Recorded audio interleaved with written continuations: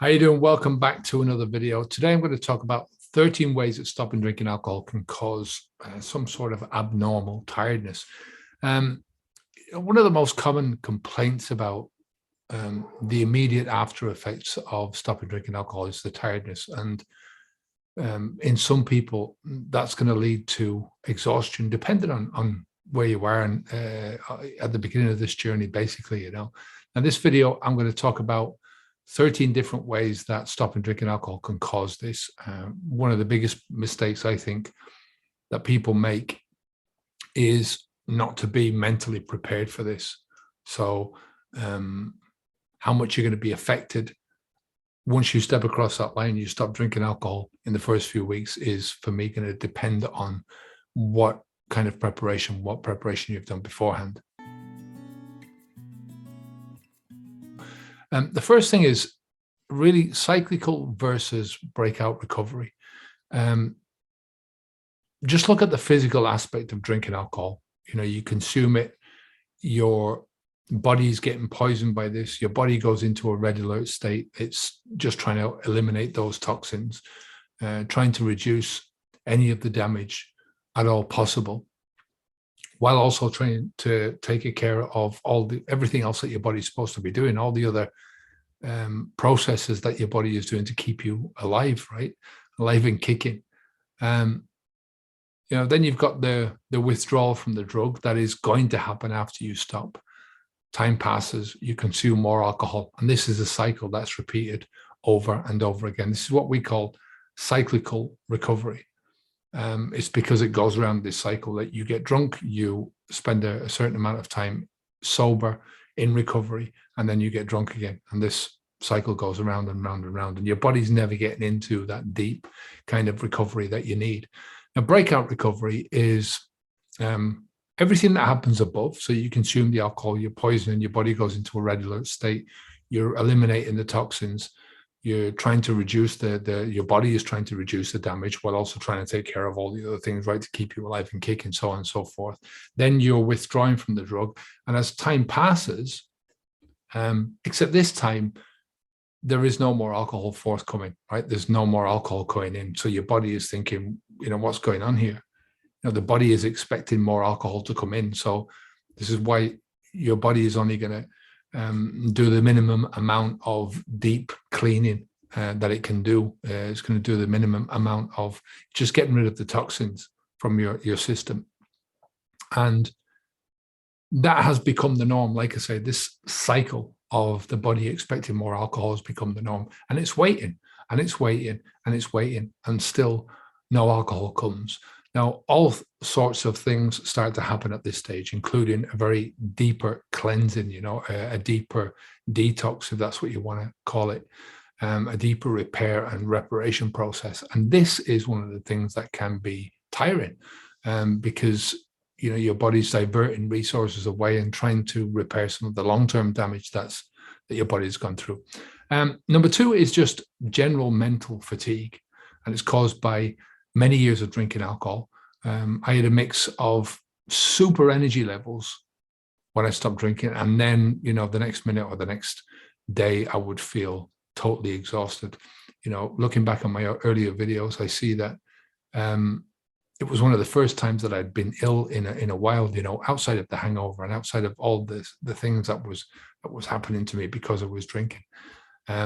So you have to watch out for that, just that general exhaustion level, just because of the fact that you were drinking for such a long time. And then there's routine tiredness. Most alcohol users don't start drinking until later in the day. They come home from work, they've done a hard day's work, and they're basically winding down in the evening, and they're naturally fatigued from the day's exertions. And before, this all happened, before you stop drinking alcohol, this is all hiding underneath the habit of drinking alcohol. So, you get home, you're tired, you drink alcohol, and it hides that natural tired feeling. You're getting some sugars from the alcohol, you're getting some lift from the alcohol, especially the first couple of drinks that you're taking. And, it sort of masks or camouflages the natural feeling of tiredness So now that you're not drinking anymore, you're not getting that unnatural boost from alcohol. But don't worry, this will, once you get into this will sort itself out. Now, before we go any further, we've got this is going towards the end of this 100 videos. I've really enjoyed doing them. We've put a lot of work into getting these out there, and we've had a lot of response. I'm sort of thrilled with the amount of people that have come over to the website and joined us over on V2. There's so many people have taken up the course. That course is still available, by the way, the quick start preparation. That's in the link down below. This guide is basically there to get you prepared. And like I said at the beginning, if you can get yourself prepared for this journey, it's half the battle. I'll talk about that in a minute. But anyway, we're still going to be publishing a video every Sunday for the foreseeable future anyway, and then we'll see where we're going from there. We're still going to, as I say, make that quick start preparation guide available for you. It's for free if you want it. Like I said, it's available down below.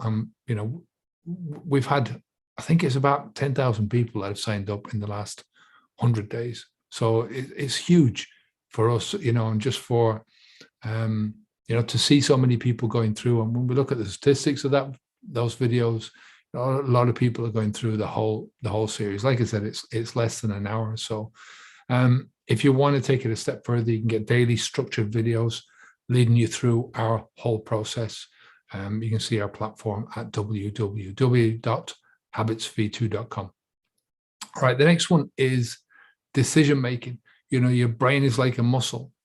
The more you use the muscle, the more energy you're going to use. And think of all the decisions that you've got to make now. They're decisions that were once automatic. You come home from work, and that's what a habit is. It makes all these decisions. You don't have to make the decisions because your brain just automatically goes into that process. Now you're having to think about, what am I supposed to do here? How am I supposed to overcome this trigger? What am I supposed to do with this craving? All these choices and decisions that are open to you now, that's all draining eventually. Another aspect of this is mental clutter. Drug habits especially leave a lot of things undone in your life. When you're drinking and you've got that time to drink, means that you can't use that time on other things in your life. And this, for me, is for everyone, it's a deliberate mental retardation of sorts. When you stop drinking alcohol, all that stuff that didn't get done is still there. And now you've got to think about that without hiding from it. And again, that adds to the energy consumption, because you're having to make those decisions. You're having to think deeply, and how am I going to sort this thing out? How am I going to sort that out? You're having to think deeply into these things. So, all going to cost energy.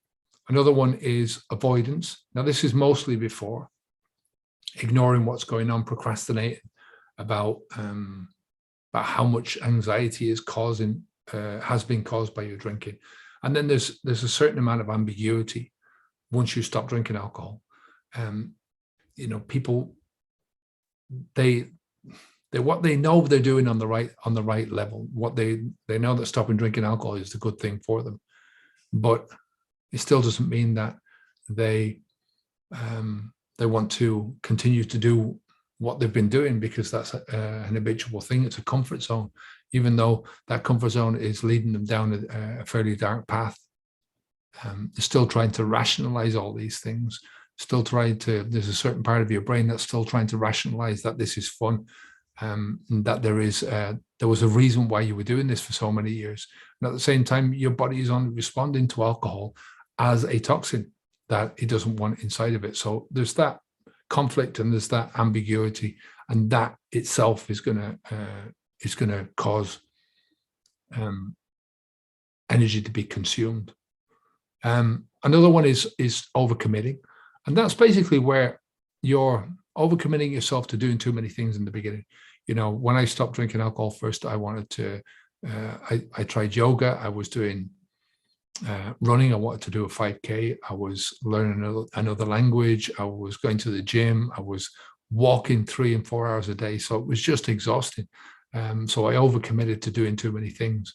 Perfectionism is another element of that, which is that you're trying to be perfect in every moment that you're doing this, and that can cause a lot of problems. Next one is sleep problems, and sleep is, it's essential that you have sleep, that you get a good sleep, and how good your sleep is on alcohol. You're never getting into that proper deep sleep that you need to have. So once you stop drinking alcohol, a lot of people have been using alcohol as an aid. So it's sort of difficult then to be able to naturally fall asleep. So people are missing sleep, and that's causing you to be tired the next day and have issues. So that's another one that's going to drain your energy. Medication, if you're on medication, that maybe that was, again, the alcohol was masking the effects of that medication beforehand. That could be another reason. Stress and anxiety about what you're doing. I mean, this is outside of the normal decision-making process, that, you're worrying about what are you going to do to have fun in the future, and you're catastrophizing these things, saying to yourself, well, this is, how am I going to enjoy myself now? And I'm going to be missing out on things for the rest of my life. How am I going to cope with pressure anymore? And this can cause a lot of stress and a lot of anxiety. So we're going to talk about this in a couple of videos time. There's 3 videos on this, by the way. So there's today's video, and then tomorrow we're going to talk about the time frame of how long the tiredness lasts. And then I'm going to give you quite a few strategies for overcoming the tiredness in the beginning. So anyway, stopping drinking alcohol can be emotionally challenging. That's the next one. It adds another layer of complexity. You're getting a layer of emotional drain as well as brain drain.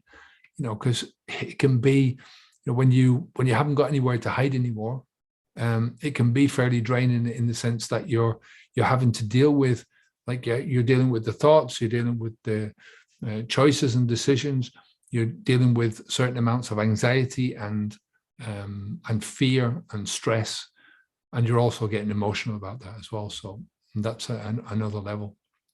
The next one is called proximity challenges, emotional sort of thinking. So you've got problems outside of your alcohol drinking.